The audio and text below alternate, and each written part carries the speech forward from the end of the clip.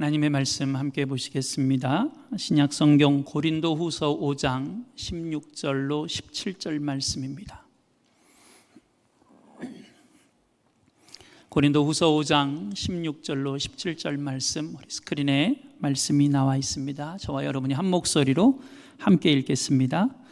그러므로 우리가 이제부터는 어떤 사람도 육신을 따라 알지 아니하노라. 비록 우리가 그리스도도 육신을 따라 알았으나 이제부터는 그같이 알지 아니하노라. 그런즉 누구든지 그리스도 안에 있으면 새로운 피조물이라. 이전 것은 지나갔으니 보라 새 것이 되었도다. 아멘. 할렐루야. 수요 오전 예배에 나오신 여러분들을 주님의 이름으로 환영합니다. 우리 좌우 앞뒤에 계신 분들, 옆에 계신 분들하고 이렇게 한번 인사 나누셨으면 좋겠습니다. 당신을 보니 예수님을 보는 것 같습니다.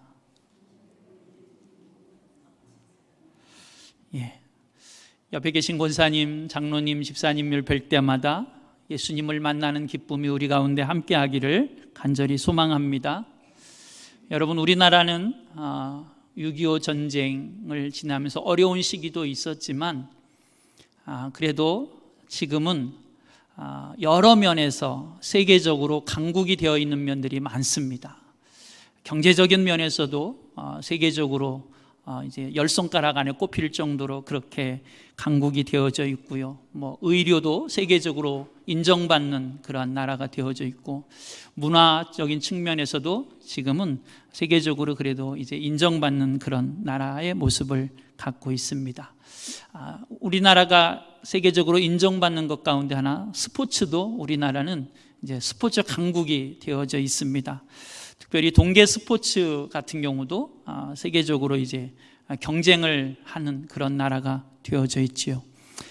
올림픽 또 스포츠 하면 전통적으로 우리나라 여러 가지 효자 종목이라고 일컬어지는 종목들도 있었지요. 과거에 힘들고 어려웠을 때는 격투기 같은 종목들이 많은 인기를, 또 우리나라의 국가 위상을 높여주기도 했고, 요즘은 이제 또 다른 측면에서 우리나라가 스포츠 강국이 되어져 있습니다. 그런데 여러 면에서 강국이 되어져 있고 스포츠도 참 잘하는 국가가 되어져 있지만 우리나라 스포츠에서 제일 취약 부분도 있습니다. 그게 뭐냐면 흔히 기초 스포츠라고 하고 있는 육상 같은 종목은 여전히 우리나라가 세계적인 경쟁에서 조금 아직은 많이 어려움을 겪는 부분이기도 합니다. 세계적으로 육상하면 미국이 여전히 강세이고요. 중국이나 일본도 요즘은 잘하고 있습니다. 요즘은 이제 그 아프리카 대륙에 있는 나라의 사람들도 이 스포츠는 열심히 또 잘하는 모습들을 보게 되어지는데요. 얼마 전에는 우리나라는 아니지만 미국에서 안타까운 소식도 있었습니다. 미국 육상의 자존심이라고 최근 근대에 들어서 최근 몇 년 사이에 미국 육상의 자존심이라고 불려졌던 토리 보이라고 하는 여자 육상 선수가 32살의 나이에 안타까운 죽음을 전한 소식들도 있었습니다.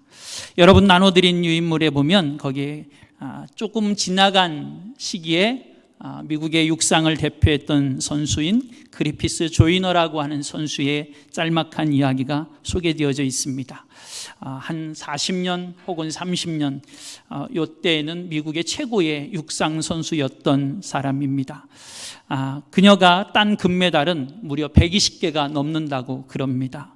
우리나라 1988년 있었던 서울올림픽에도 와서 이 대회에서 5개의 금메달을 땄던 선수라고 하지요. 우리나라는 그 대회에서 전체 4위를 기록했던 그런 대회입니다. 보통 이 육상을 잘하는 사람들은 신체 조건이 좀 다른 모습들을 많이 봅니다. 요즘 피지컬이 좀 특별하다 이런 표현들도 하는데, 다리가 길든지 아니면 키가 크든지 이런 모습들이 보통 이제 육상을 하는 선수들이 갖고 있는 모습입니다. 그런데 이 선수는 키도 그렇게 특별하게 크지도 않고 다리도 그렇게 특별하게 길지도 않은 아주 평범한 그런 선수였다고 합니다.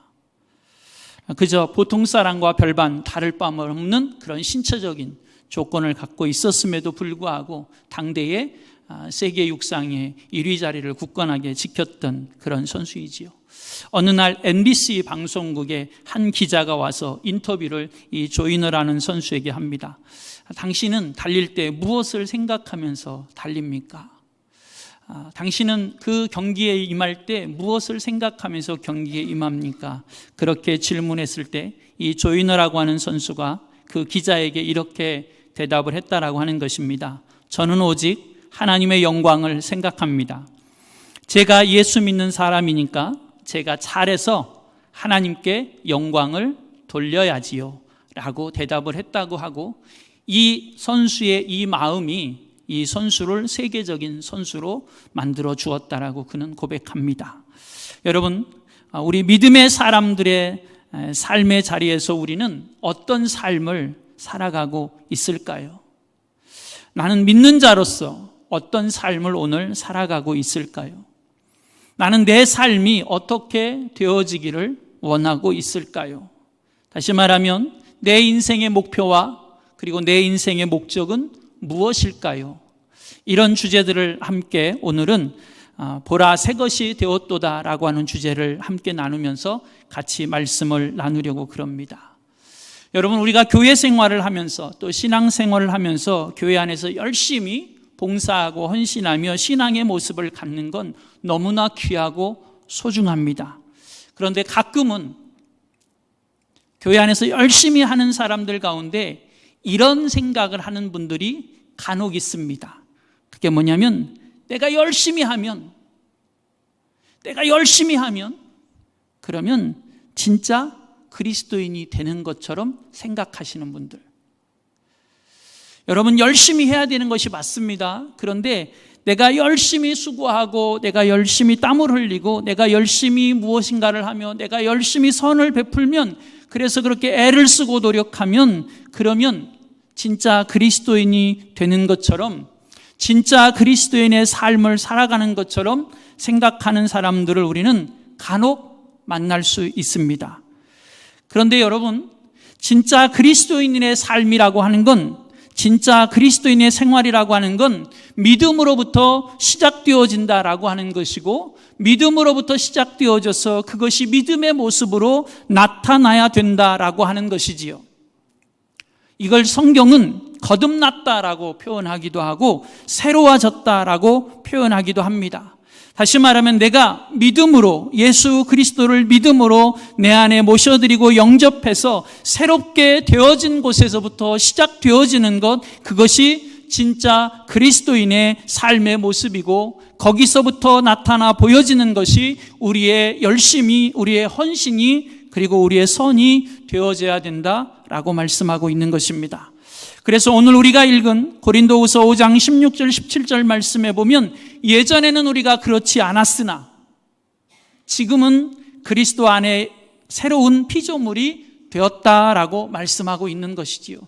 예전에는 우리가 잘 몰랐으나, 예전에는 우리가 예수 그리스도를 몰랐으나, 예전에는 우리가 예수 그리스도를 내 인간적인 생각으로 알았으나, 그러나 이제는 그리스도 안에서 새로운 피조물이 되었다라고 말씀하고 있는 것이지요. 여기서부터 시작이 되어져야 된다라고 이야기하고 있는 것입니다. 여러분, 오늘 고린도후서 5장 17절에서 말하는 새로운 피조물, 새 것, 그것은 무엇을 의미할까요? 그것은 나와 하나님과의 관계가 회복되어진 관계를 의미합니다. 나와 하나님과의 관계가 새로워진 관계를 의미합니다. 마틴 루터라고 하는 종교개혁가는 이렇게 이야기하기도 했습니다. 하나님과의 바른 관계, 그것이 우리의 신앙이다. 하나님과의 바른 관계, 그것을 통해서 우리의 삶 속에서, 우리의 생활 속에서 하나님과의 개선된 모습으로 나타나 보여지는 것, 그것이 우리의 신앙이다. 여러분, 새로운 관계라고 하는 건 어떤 관계를 이야기할까요? 그것은 이전엔 우리는 하나님을 두려워하던 존재였었습니다. 그런데 그 두려워하던 관계가 이제는 사랑의 관계로 바뀌어졌다라고 하는 것이지요. 하나님 앞에서 우리는 죄인이었기에 아무런 자격이 없었던 우리들이 하나님 앞에서 당당하게 하나님 앞에 나아갈 수 있는 자격을 얻은 존재들이 되어졌다라고 하는 것입니다. 불순종의 삶을 살던 우리가 하나님 앞에 순종의 삶을 사는 관계로 바뀌어졌다라고 하는 것이지요. 여러분 다들 결혼을 해보셨으니까, 여긴 결혼을 안 해보신 분이 아무도 없어요. 결혼을 해보셨으니까 여러분, 특별히 우리 여자들이 결혼을 하면 우리 한국은 시댁이라고 하는 것이 생겨나게 됩니다. 그죠? 그러면 시댁에 가면, 결혼을 해서 시댁에 가면 새 사람이 왔다고 그런 표현들을 옛날에는 많이 하셨습니다. 그래서 호칭이 많이 바뀝니다. 새 언니, 그죠? 시어머니, 아가씨. 여러분, 이런 표현들은 새로운 관계에서 생기는 겁니다. 전혀 나와 아무런 관계가 없었던 사람들입니다. 시어머니가 나와 무슨 관계가 있었어요? 그 어머니가. 그 아가씨가 나와 무슨 관계가 있었죠? 아무런 관계가 없었어요. 시동생, 시아주머니 아무 상관없었어요. 그런데 누구 때문에? 내가 한 남자를 만나서 결혼해서 그 남편의 아내가 되는 순간 다 만나는 사람마다 새로운 관계가 형성이 되어지고 관계를 맺으며 살아가게 되어진 것이지요. 그렇다고 내가 다른 사람이 된 건가요? 아니요. 어제나 오늘 나는 똑같은 나입니다. 작년에도 나였고 한 달 전에도 나였습니다. 그런데 결혼했다라고 하는 것 때문에 어제와 나는 전혀 다른 신분, 전혀 다른 관계를 맺고 살아가게 된 것이지요. 여러분, 우리가 예수 안에 예수를 믿어 거듭났다라고 하는 건, 그래서 하나님과 새로운 관계가 시작되어졌다라고 하는 건 마치 이런 것과도 같습니다. 우리가 예수로 인하여, 예수님으로 말미암아 구원받고, 예수님으로 말미암아 죄 용서받고, 예수님으로 말미암아 하나님께 나아갈 수 있게 됨으로 인해 하나님과의 관계가, 그리고 이웃과의 관계가, 사람들과의 관계가 새로워지게 되었다라고 하는 것이지요.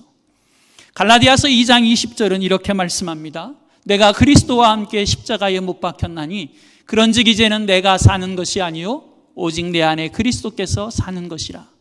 이제 내가 육체 가운데 사는 것은 나를 사랑하사 나를 위하여 자기 자신을 버리신 하나님의 아들을 믿는 믿음 안에서 사는 것이라. 어제와 나, 작년의 나와 오늘의 나는 어찌 보면 겉으로 보기에는 전혀 달라지지 않았습니다. 그러나 우리가 예수님을 믿음으로 말미암아 작년의 나와 오늘의 나는 전혀 다른 사람이 되었습니다. 그때는 세상에 속한 사람이었습니다. 그러나 오늘 예수님으로 말미암아 새로운 관계를 맺게 된 우리는 하늘에 속한 하나님의 자녀가 되었습니다. 하나님의 시민권을 가진 사람이 되었다라고 하는 것이지요. 여러분, 그래서 그리스도인을 성경은 다양하게 우리에게 표현해 주고 있는데 그 중에 하나, 그리스도인은 하나님의 자녀라고 하는 것입니다. 요한복음 1장 12절은 이렇게 말씀하지요. 영접하는 자, 곧 그 이름을 믿는 자들에게는 하나님의 자녀가 되는 권세를 주셨으니. 여러분, 예수님으로 말미암아 우리가 하나님의 자녀로 새로운 관계를 맺을 수 있게 되었다라고 하는 것입니다. 이전에 나는 하나님의 자녀가 아니라 하나님을 두려워하는, 심판을 두려워하는 존재였었습니다. 아니, 감히 하나님 앞에 나갈 수 없는 그런 아무런 자격이 없던 존재였었지요. 그런데 하나님의 자녀가 되는 권세를 우리에게 주셨다라고 하는 것입니다. 로마서 8장 14절도 이렇게 말씀합니다. 무릇 하나님의 영으로 인도함을 받는 사람은 곧 하나님의 아들이라. 여러분, 그러면 우리는 어떻게 살아야 되나요? 하나님의 자녀답게 살아야지요. 우리가 예수님을 뭐라고 부르지요? 만왕의 왕이라고, 그렇게 만유의 주라고 그렇게 부릅니다. 온 인류의, 온 우주 만물의 창조주라고 그렇게 부릅니다. 그런데 그 하나님의, 그 창조주의, 그 만왕의 왕의 자녀가 되었습니다. 어떻게 살아야 될까요? 왕의 자녀답게 살아야죠. 좀 품격 있게, 좀 고상하게, 왕의 자녀답게, 그렇게 신분에 맞는 그러한 삶을 우리는 살아가야 되는 것입니다. 하나님의 자녀로서의 걸맞는 그런 인격을 갖고 그런 삶을 살아가야 하는 것, 그것이 오늘 우리에게 주어진 삶의 모습이라고 하는 것이지요. 성경은 그리스도인을 이렇게도 부릅니다. 그리스도인은 그리스도의 신부이다.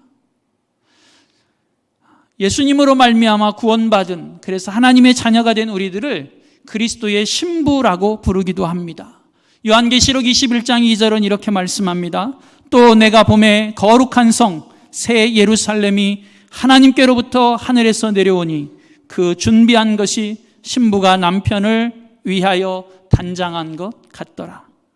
고린도후서 11장 2절은 이렇게 말씀합니다. 내가 하나님의 열심으로 너희를 위하여 열심을 내노니 내가 너희를 정결한 처녀로 한 남편인 그리스도께 드리려고 중매함이로다. 아멘.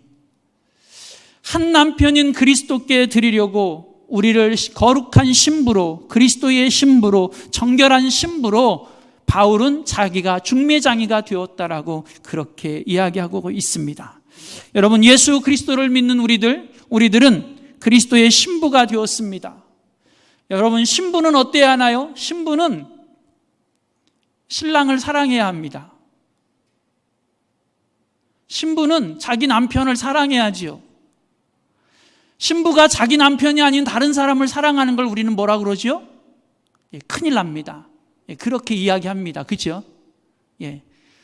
성경은 이걸 우리에게 뭐라고 말하냐면 두 마음을 품는 모습이라고 이야기합니다. 그래서 두 마음을 품으면 안 된다라고 성경은 우리에게 가르쳐 줍니다.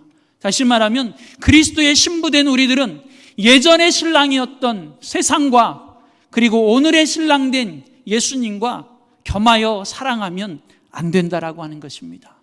옛날의 신랑은 이제 버려야 되고 새롭게 신랑이 되신 예수님, 그분의 신부가 된 우리들은 그분만을 사랑하며 신뢰하며 섬기며 바라보며 살아가야 된다라고 하는 것이지요.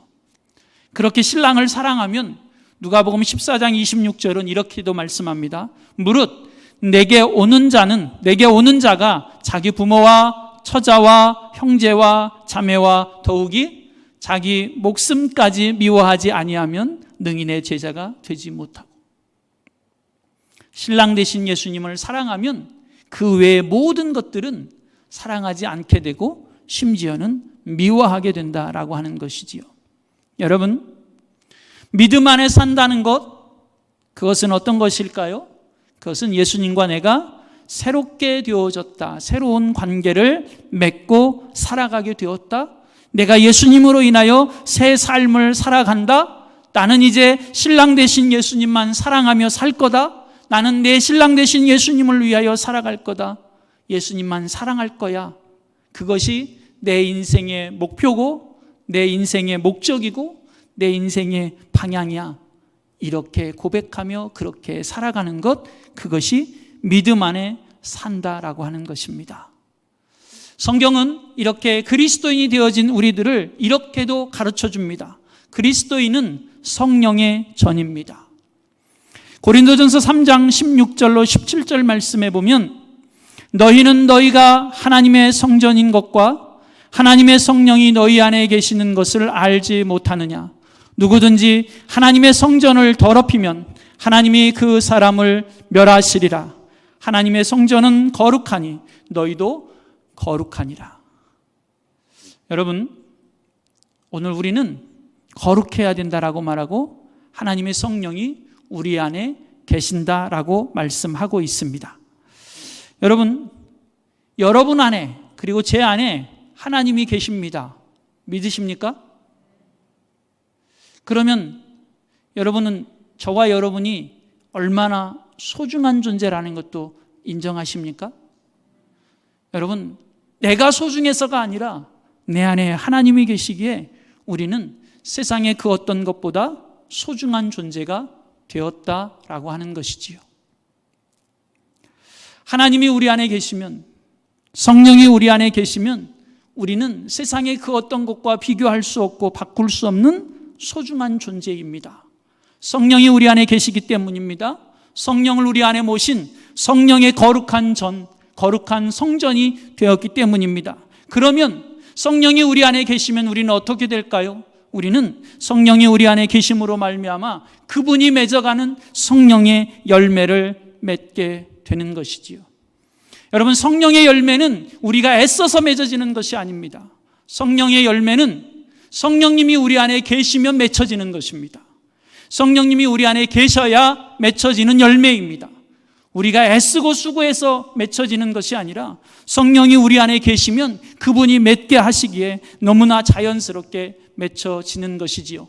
갈라디아서 5장 22절로 25절 말씀에 보면 성령의 열매들을 우리에게 소개해 주고 있습니다. 우리가 잘 아는 성령의 9가지 열매들을 갈라디아서 5장 22절 이하의 말씀에 소개하고 있는데요. 성령의 9가지 열매에 보면 사랑, 희락, 화평, 오래 참음, 자비, 양성, 충성, 온유, 절제, 이와 같은 성령의 열매들이 우리 안에 맺혀지게 됩니다. 성령이 우리 안에 계시기 때문입니다. 그러면서 24절 말씀에 보면 이렇게 말씀합니다. 그리스도 예수의 사람들은 육체와 함께 그 정욕과 탐심을 십자가에 못 박았느니라. 만일 우리가 성령으로 살면 또한 성령으로 행할지니. 우리는 십자가에 못 박혔고 우리 안에 계신 성령으로 말미암아 성령으로 행하게 되어지고 살게 되기에 성령의 열매들이 우리 안에 맺혀지게 되어지는 것이지요. 이것이 예수를 믿는 사람들의 모습입니다.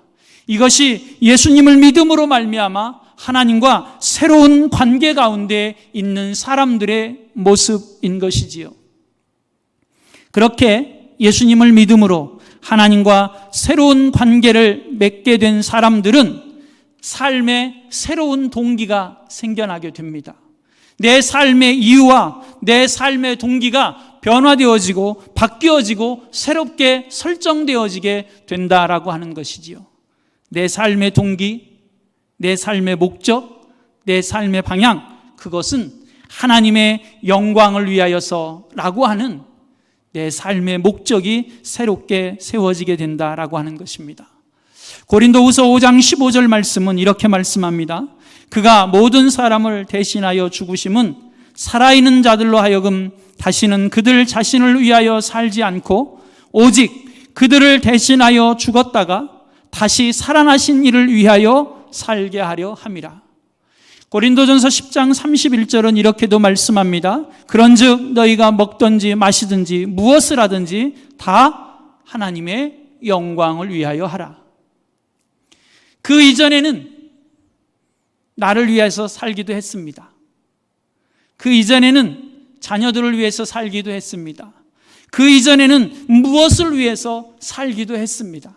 그러나 이제 예수님을 믿음으로 말미암아 하나님과 새로운 관계를 맺게 되고 그래서 하나님의 자녀로 또 그리스도의 신부로 그리고 성령을 모신 성령의 전이 된 사람들은 이제는 나를 위해서 사는 것이 아니라 하나님의 영광을 위해서 살게 되고 하나님의 영광을 위해서 사는 것이 내 인생의 목적이고 내 인생의 방향이고 내 삶의 이유가 되어지게 된다라고 하는 것이지요.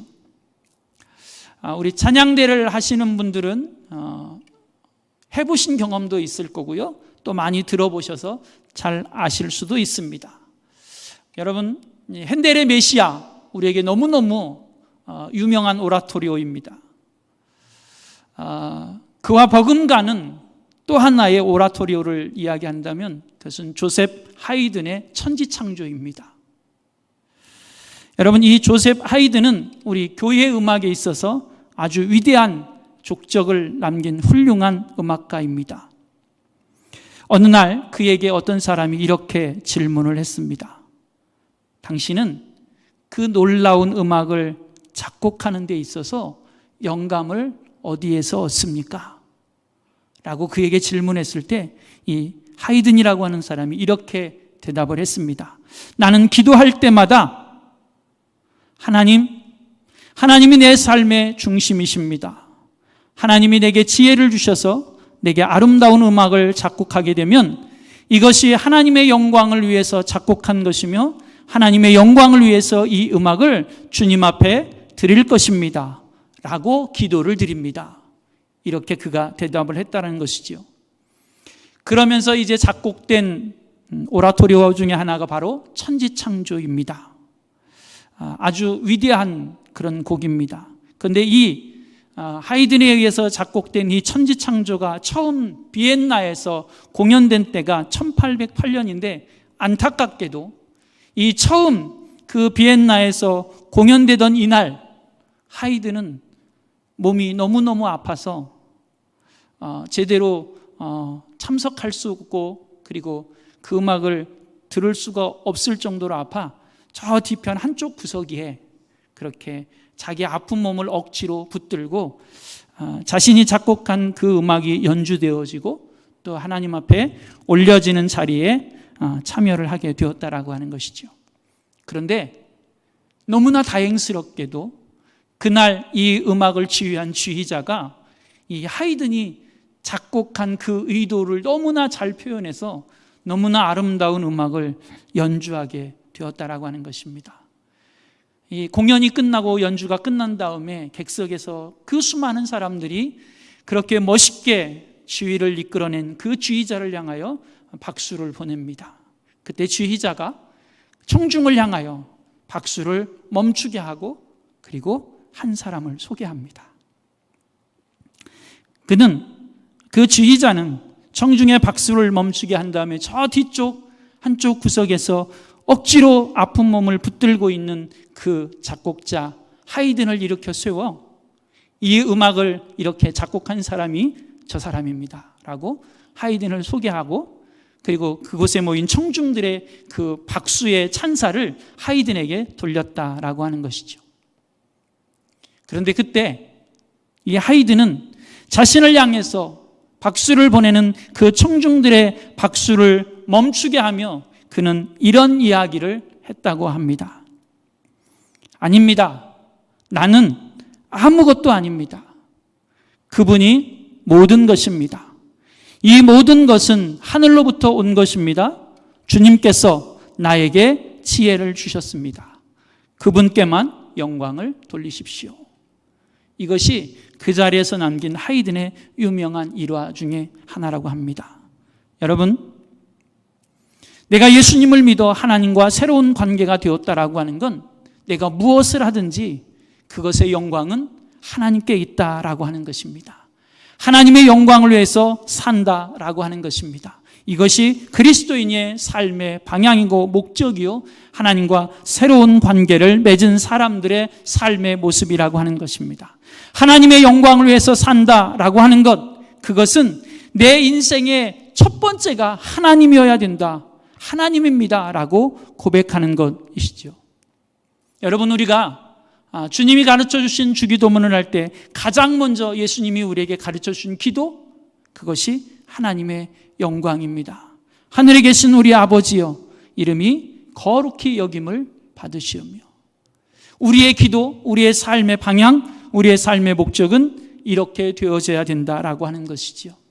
이것이 그리스도인의 삶의 모습입니다. 여러분, 히브리인들과 그리고 헬라인들의 사고방식에는 좀 다른 점이 있습니다. 그래서 각기 발전된 모습도 좀 다르게 발전되었습니다. 히브리 사람들이 생각하는 것의 가장 첫 번째는 왜라고 하는 것입니다. 그것을 왜? 그것이 왜? 내가 왜? 항상 무엇을 하든지 왜라는 질문을 했다라고 하는 것이지요. 그렇게 왜라는 질문을 하다 보니 왜라고 하는 것에서 답을 찾아가는 것이 목적이 되어졌고 그 목적은 항상 하나님을 향하더라라고 하는 것입니다. 반면에 헬라 사람들은 왜가 아니라 어떻게라고 하는 방법을 생각했다라고 합니다. 그래서 어떻게 그것을 할까? 어떻게 그것을 풀어갈까? 어떻게 해결하지? 어떻게? 그러다 보니 철학이 발전하고 그러다 보니 히브리인들에 비해서는 과학이 발전하는 일들을 만나게 되었다라고 하는 것이지요. 여러분, 오늘 우리는 왜 삶을 삽니까? 아니면 어떻게 삶을 삽니까? 우리는 왜 살고 있을까요? 왜 살고 있을까요? 예수님을 위해서 사시는 저와 여러분 되어지기를 소망합니다. 여러분, 오늘 일터에 안 가셨으니까 여기 와 계시는데요. 왜 우리는 일터에 나가고 왜 우리는 출근을 하고 왜 우리는 사업을 하고 왜 우리는 그 일을 할까요? 그 모든 것이 주님을 위해서 일하는 저와 여러분 되어지기를 소망합니다. 우리는 그 언젠가 마침내 죽을 것입니다. 왜 죽을까요? 왜? 우리를 구원하신 주님을 위해서 살다가 우리를 구원하신 주님을 위해서 죽는 것이지요. 그래서 로마서 14장 7절로 8절 말씀은 이렇게 말씀하고 있습니다. 우리 중에 누구든지 자기를 위하여 사는 자가 없고 자기를 위하여 죽는 자도 없도다. 우리가 살아도 주를 위하여 살고 죽어도 주를 위하여 죽나니 그러므로 사나 죽으나 우리가 주의 것이로다. 아멘. 여러분, 이 말씀에 아멘 할 수 있는 저와 여러분의 삶이 되어지기를 소원합니다. 여러분, 우리는 모두가 다 주를 위해서 살아가겠노라고 고백하고 결단한 사람들입니다. 왜냐하면 하나님의 은혜로 구원받았고 거듭나 하나님의 자녀가 되었고 영원한 생명의 선물을 받았기 때문입니다. 그래서 우리의 삶은 이제 오직 예수님 중심이어야 하고, 그래서 우리의 삶은 오직 예수 그리스도의 십자가가 중심이어야 하고, 그래서 우리의 삶은 오직 하나님이 중심이 되어야만 하는 것이지요. 제가 서두에도 말씀드렸던 것처럼 전에는 나를 위해서 살기도 했습니다. 전에는 가족을 위해서 살기도 했습니다. 전에는 누구를 위해서 살기도 했습니다. 전에는 무엇을 위해서 살기도 했습니다. 때로는 우리의 성공과 우리의 부귀와 영화를 위해서 살기도 했습니다. 전에는. 그러나 이제는 내가 예수님을 만나서 그분의 은혜로 구원받은 하나님의 자녀가 되었으니 이제는 세상을 위해서 살고 나를 위해서 살고 세상의 나라만을 위해서 사는 것이 아니라 하나님 나라를 위해서 하나님의 영광을 위해서 살아가는 저와 여러분 되어지기를 소망합니다. 나의 모든 것의 중심은, 그리고 내가 생각하는 모든 이익의 중심은 하나님께 예수 그리스도께로 옮겨지는 삶이 우리 가운데 있게 되어지기를 소망합니다. 이것이 그리스도인의 삶인 것이지요. 이것이 하나님과 새로운 관계를 맺게 된 우리의 삶의 목적과 방향이 되어져야만 하는 것이지요. 그렇게 새로운 삶을 살아가기를 원하는 우리들에게 요구되어지는 것이 있습니다. 그것은 하나님께 대한 신뢰와 그 신뢰를 통한 순종의 삶의 모습입니다. 여러분, 우리는 믿음으로 살고 있지요. 그런데 하나님을 향한 우리의 믿음이 어떻게 보여지고 어떻게 나타나죠? 그것은 하나님을 향한 신뢰로 나타납니다. 그리고 그 신뢰는 우리로 하여금 하나님의 말씀 앞에, 하나님 앞에 순종하게 합니다. 내 삶의 모든 것들을 하나님 앞에 내어 맡기게 되어지지요. 이것이 믿음입니다. 여러분, 믿음이 있으면 하나님을 신뢰하게 됩니다. 믿음이 있으면 우리는 하나님께 순종하게 됩니다. 믿음이 있으면 하나님께 우리의 삶을 맡겨드리고 의지하게 되어집니다. 여러분, 온전한 믿음, 그리고 진정한 믿음은 우리의 신뢰와 순종을 통해 하나님 앞에 고백되어지고 보여지게 되어지지요. 창세기 22장의 말씀에 보면 우리가 잘 아는 한 사람이 소개되어집니다. 그는 아브라함이라고 하는 사람입니다. 자, 우리가 창세기 22장의 말씀을 잘 알고 있는데요. 자, 우리가 잘 아는 창세기 22장의 말씀은 하나님이 어느 날 아브라함을 부르셔서 그 아브라함에게 독자 이삭을 모리아산으로 데리고 가서 그 모리아산에서 아들 이삭을 번제로 잡아 제물로 하나님 앞에 드려 제사를 드려라 라는 명령이십니다. 이 말씀이 이제 창세기 22장 1절 이하의 말씀에 기록되어져 있습니다. 자, 하나님께서 아브라함에게 무엇을 명령하셨다고요? 제사를 드려라 라고 명령하셨는데 어떤 제사를 드리라는 거예요? 아들 이삭을 뭐 해서? 번제로 죽여서, 잡아서, 각을 떠서 아들을 제물로. 우리 한번 생각해 보실까요? 아들 이삭을 아브라함이 몇 살에 얻었어요? 100세에 얻었습니다. 하나님이 아브라함에게 자손을 약속하신 그 시간이 25년이나 지나서 겨우겨우 100세에 겨우 하나 얻었어요. 근데 겨우 하나 얻은 그 아들 이삭을 그것도 내 손으로 그렇게 해서 하나님 앞에 제사를 드리래요. 근데 아들 이삭을 주실 때 하나님이 뭐라고 약속하셨어요? 내 아들 이삭을 통해서, 내 후손을 통해서 어떻게 저 하늘의 별과 같이 바다의 모래와 같이 번성케 하고 많은 민족을 이루겠다고 약속하셨던 그 하나님인데, 근데 하나 있는 그 아들을, 이상하지 않으세요? 내가 지금 하나님의 명령을, 하나님의 음성을 제대로 들은 게 맞나요? 여러분 생각해 보세요. 15년 전, 아니 지금 이삭의 나이가 청소년 시기쯤 됐으니까 대략 30년, 40년 전으로 거슬러 가면 그때 내게 오셔서 약속하셨던 그 하나님과 지금 아들 이삭을 번제로 드리라고 한 하나님은 다른 하나님인가요? 예전의 약속은 뭐고 오늘 명령하시는 건 도대체 뭐죠?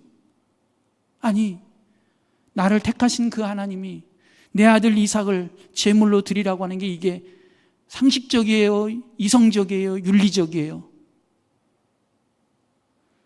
정말 죄송한데요, 그 어느 것 하나 갖다 붙여도 맞는 게 하나도 없어요.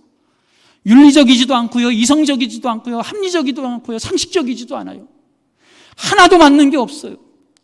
그런데 하나님은 그 아들 이삭을, 그것도 내가 3일길을 가서 번제로 잡아 제물로 드리래요. 자, 우리 남자분들이 몇 분 안 계시는데요, 만약에 우리가 이 명령을 들었다면 어떻게 아내하고 좀 상의를 해봐야 되지 않을까요? 어떠실 것 같으세요? 하나님이 내게 아들을 제물로 드리라고 하는데 어떻게 드려야 돼, 말아야 돼? 상의를 해보셔야 될 것 같지 않으세요? 안 하셔도 괜찮으세요? 여러분, 인간적으로, 이성적으로, 합리적으로 전혀 맞지 않습니다. 오래전 약속하셨던 그 약속과도 전혀 다른 명령이십니다. 내가 하나님의 명령을 제대로 들은 것인가, 내 귀를 의심해 봐야 되는 그런 상황입니다. 그런데 그 다음 날 아브라함은 하나님의 명령을 따라 3일길을 나섭니다. 한 번 더 고민해 보시지요. 아브라함이 3일길을 가는 동안 무슨 생각을 했을까요? 내가 제대로 들은 것인가? 내가 지금 제정신이야? 내가 잘하고 있는 거 맞아? 내가 하나님의 말씀을 잘 들은 게 맞는 거지? 수많은 생각들이 그 3일길을 걸어가는 동안 아브라함의 마음을 흔들었을 것입니다. 만약에 아내 사라와 만약에 이야기를 나눠봤다고 한다면, 상의는 아니더라도 혹 물어보기라도 했다면, 아니 그런 눈치를 보이기만이라도 했다고 한다면, 아마도 아내 사라는 아브라함의 바짓가랑이를 잡았을지도 모릅니다. 아니 그 늙어서 노망들은 아브라함을 죽이려고 덤벼들었을지도 모릅니다. 성경에 그런 이야기들이 기록되어져 있지 않지만 우리는 그 상황을 상상해 볼 수 있습니다. 그런데 아브라함은 그 3일길을 묵묵히 걸어갑니다. 그리고 그 3일길을 걸어가 그 아들 이삭을 제물로 제단에 올려놓습니다. 저는 이 말씀을 준비할 때마다, 이 본문을 볼 때마다 생각해 봅니다. 만약에 내가 아들 이삭이라고 한다면 아버지 아브라함에게 어떻게 했을까? 만약에 여러분이 아들 이삭이라고 한다면, 우리 아버지 100세가 넘은 할아버지입니다. 나는 어찌 보면 아직은 성인이 안 됐지만 이제 막 힘을 쓸 수 있는 청소년기에 있는 나이입니다. 아버지 뭐 하는 거예요? 죄송합니다, 미친 거 아니에요? 이러면서 아버지의 손목을, 팔을 잡았을지도 모릅니다. 그런데 성경은 그렇게 이야기하고 있지 않습니다.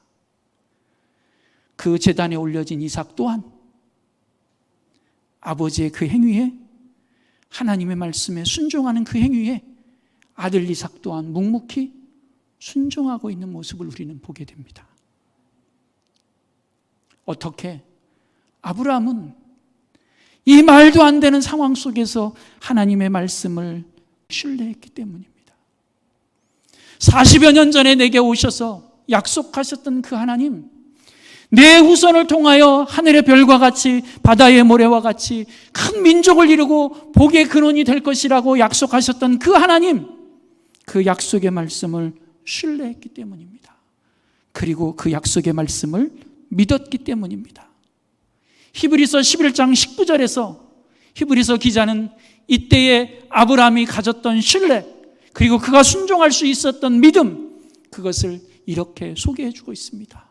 그가 하나님이 능히 이삭을 죽은 자 가운데서 다시 살리실 줄로 생각한지라. 이삭을 죽은 자 가운데서 다시 살리실 줄로 생각한지라. 비유컨대 그를 죽은 자 가운데서 도로 받은 것이니라. 하나님이 다시 살리실 것이라고 하는, 그래서 하나님의 약속을 이루실 것이라고 하는 그 신뢰와 믿음이 그 말도 안 되는 상황 속에서도 아브라함에게는 있었다라고 하는 것입니다. 그래서 아브라함은 그 믿음을 가지고 하나님의 말씀에 순종했다라고 하는 것이지요. 여러분, 믿음이 무엇입니까? 믿음은 하나님을 신뢰하는 것입니다. 그리고 하나님을 신뢰하면 그 믿음은 우리의 순종과 행함으로 나타나 보여지게 되어지는 것입니다.